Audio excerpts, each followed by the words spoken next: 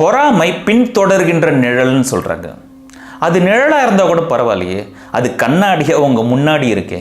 பேரன் தாத்தாட்ட கேட்குறாரு, தாத்தா பிறரோட வெற்றியை பார்த்தா எனக்கு பொறாமையா தாழ்வு மனப்பான்மையா இருக்கு. தாத்தா சொல்றாரு, போய் அந்த மரத்துக்கு பக்கத்தில் நில்லு, உனக்கு என்ன தோணுது? இப்ப பேரன் சொல்றாரு, இந்த மரம் உயரமா இருக்குன்னு தோணுது.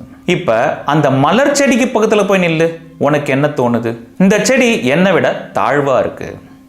சரி, இப்ப எதுவுமே இல்லாத இந்த நிலத்தில் நில்லு, உன்னை சுத்தி எதுவுமே இல்லை, உனக்கு என்ன தோணுது? இப்ப பேரன் பதில் சொல்லல, அமைதியா இருந்தார். தாத்தா சொல்றாரு, உன் மனம் சொல்கின்ற அளவு நீ கிடையாது, நீ அளவுகள் தோன்றி மறைகின்ற இடம். ஆனா இதை புரிந்து கொள்வதற்கு முன்னாடி உனக்கு தாழ்வு மனப்பான்மையை உருவாக்கும் இடத்துக்கு செல்லாதே.